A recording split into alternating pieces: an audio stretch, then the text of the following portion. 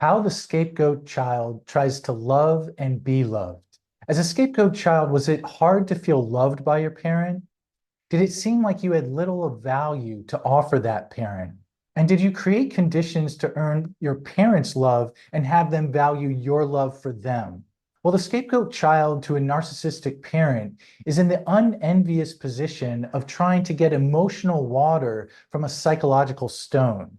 They, like all children, have two fundamental needs that at the start of life, it seems only their parent can meet. First, all children need to feel loved for who they independently are by this parent.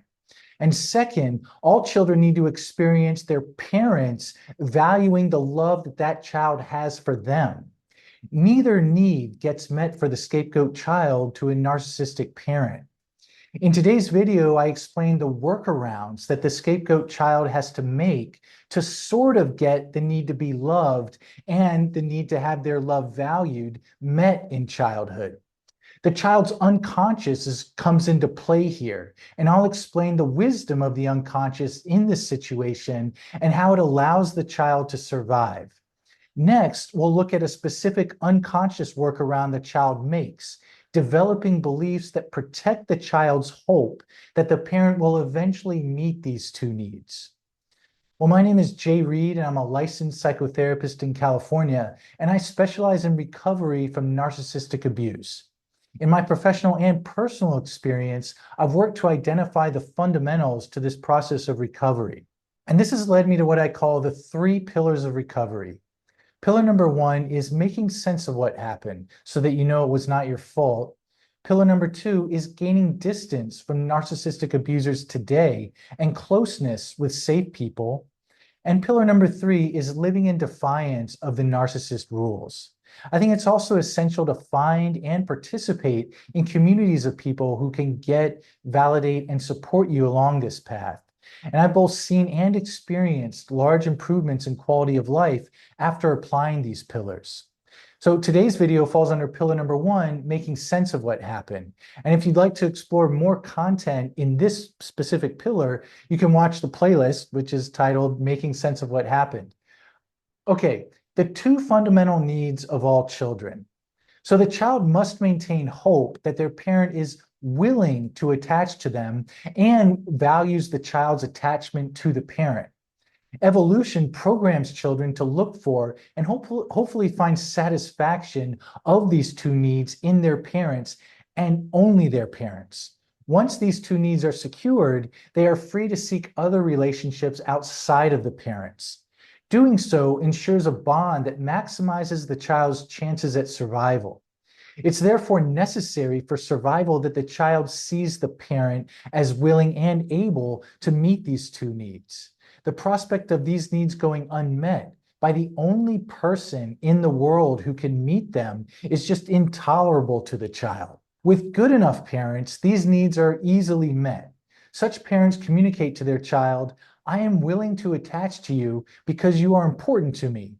And I value your attachment to me because it comes from you." But with a narcissistic parent, these needs are in grave jeopardy. Such parents communicate to their child, especially the scapegoat child, "I am willing to attach to you if you make me feel good about who I am. And I value your attachment to me when you meet my needs." If the child does not meet these conditions, then they face the danger of their 2 most important needs going unmet by the only person who can meet them. The narcissistic parent's willingness to attach to the child is not shown via care and concern, like it might otherwise with good enough parents, but rather by psychological recognition. So the parent recognizes the child as inferior, and if the child identifies as this inferior person they're being related to as, only then will the parent seem more willing to attach to that child. If the child does not heed the parent's call to embody the worthlessness that the narcissistic parent cannot stand in themselves, then the child may go or risk going unrecognized by that parent. And a child who is unrecognized by their parent will not be attached to by that parent. The child can be left in the psychologically unsurvivable state of being nobody to no one. The scapegoat child is incentivized, and traumatically so, to be recognized as the inferior child to their supposedly superior parent. A narcissistic parent only values the child's attachment to them if the child meets that parent's need to feel superior. The child learns that what their parent loves about them is the child's compliance with the parent's elevated self-importance. Implicitly, this means the child must treat the parent's thoughts, feelings, and preferences as much more important than the child's own. The parent then rewards the child for putting the parent's needs in the center of the child's world instead of the child's own needs in the center. This is what makes the child live in an upside-down world where what is objectively bad for them, such as compulsively prioritizing others' needs over their own, actually spares them a worse danger.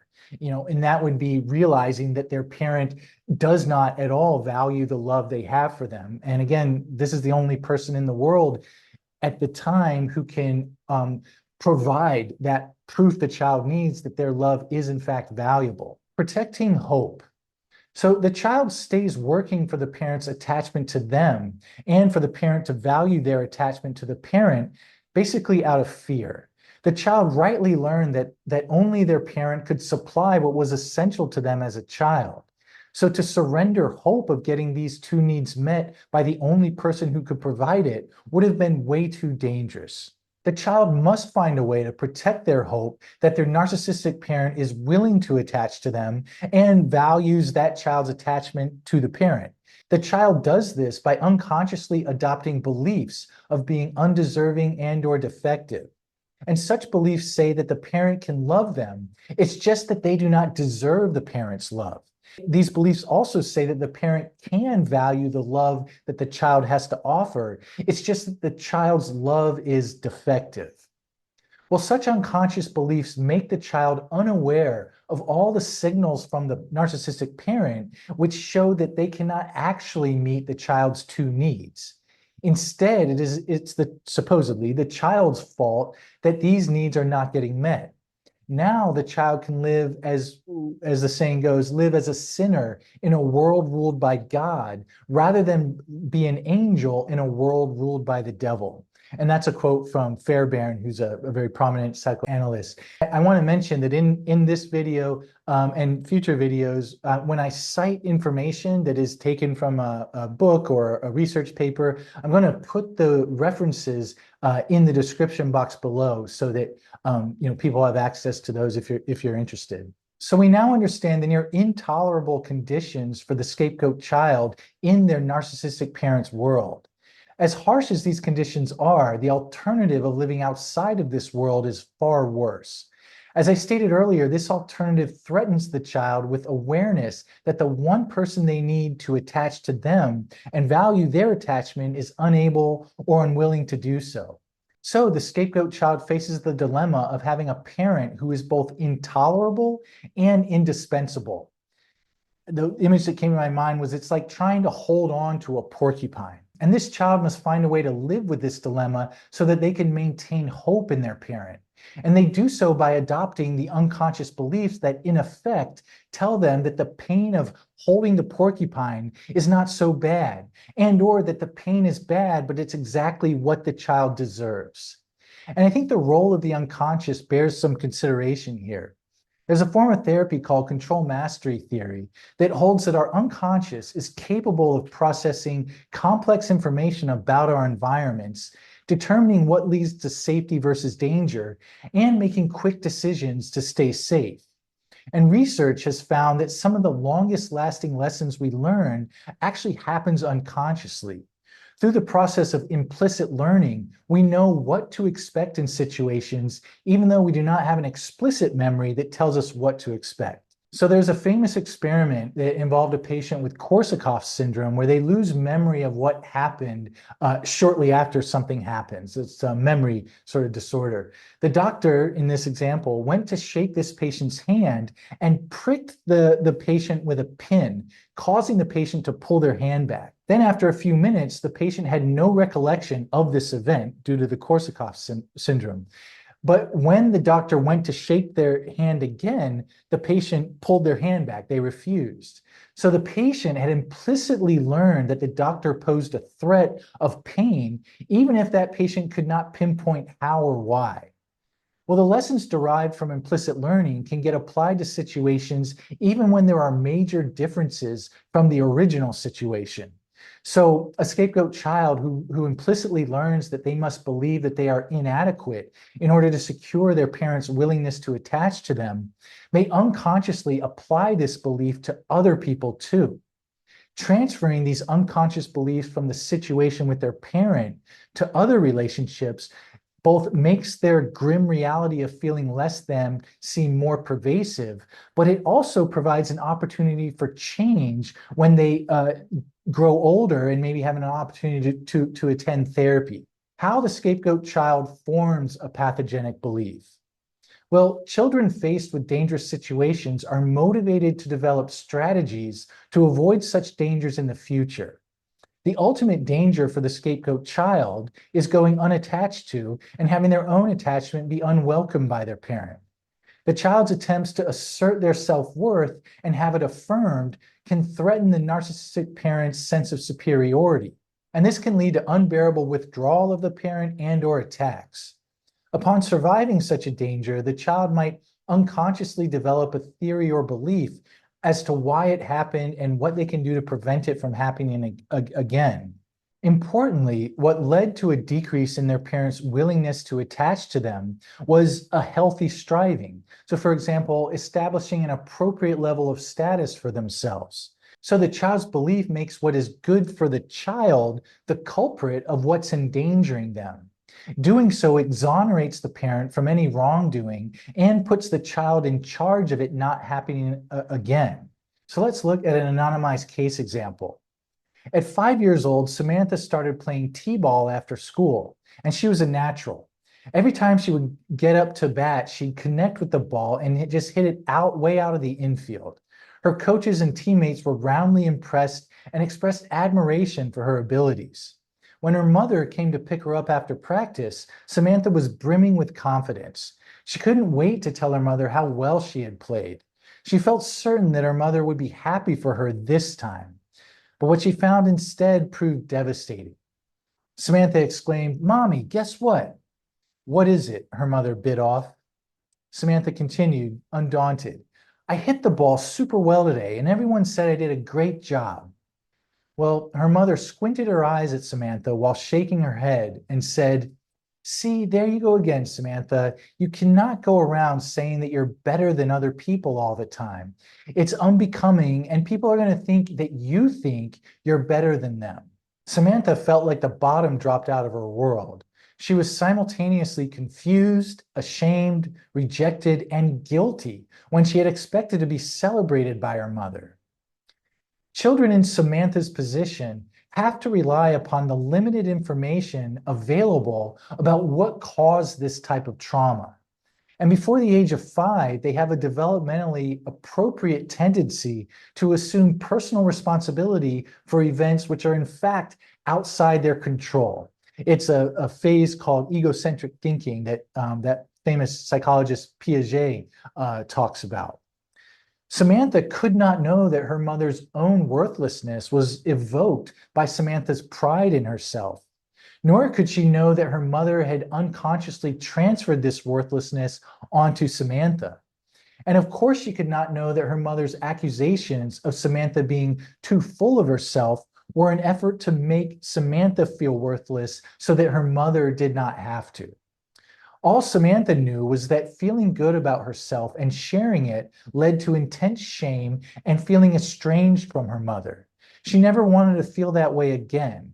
So she unconsciously decided that she was wrong to feel so happy with herself in the first place, that she was in fact defective. Believing she was defective would spare her such dangerous outcomes with her mother in the future.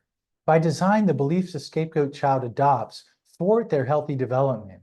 It is the signs of healthy development, that is self-efficacy, self-worth, and agency, that endanger them with their narcissistic parent. As much as these unconscious beliefs help the the scapegoat child maintain hope that their parent is willing to attach to them and welcomes their attachment, these beliefs also create a different kind of suffering for the child. The adult scapegoat survivor will associate their own developmental needs and strivings with a sense of foreboding, calamity, or impending danger. And we call such unconscious beliefs pathogenic because they are adaptive in maintaining attachment to and from the narcissistic parent, yet perpetuate psychological suffering by forbidding the scapegoat child and later the survivor from furthering their development. And each scapegoat survivor comes to their own pathogenic beliefs. Although two people may experience the same trauma, the meanings they take from these experiences can be very much different. So now we understand more about how the scapegoat child unconsciously adapts to the abuse presented by a narcissistic parent. The other side of this coin for the child are the developmental goals they had to sacrifice in order to make this adaptation. And that's what next week's video will be all about. But before I go, I want to let you know about a new opportunity to further your recovery from narcissistic abuse. It's called the Rise and Reclaim Healing Toolkit for Scapegoat Survivors. And in it, you'll receive my book, Growing Up as a Scapegoat Child to Narcissistic Parents, A Guide to Healing, along with two other tools. First, a worksheet that offers a structured approach to organizing your recovery process, focusing on key areas of healing each month. The second tool you'll receive is the Quick Guide to Recovery from Narcissistic Abuse. It offers a concise, easy-to-follow guide that outlines the essential steps to start your recovery and regain control of your life. You can find the link to the toolkit in the description box below. Well, I hope you found today's video useful. And I want to recognize that it's been quite some time since I posted a longer form video, and appreciate the patience afforded and everything. And it's great to be back. And going forward, I look forward to getting back to the weekly schedule that we had earlier. So from Brizo back there, myself, thank you again, and I will see you next week. Take care.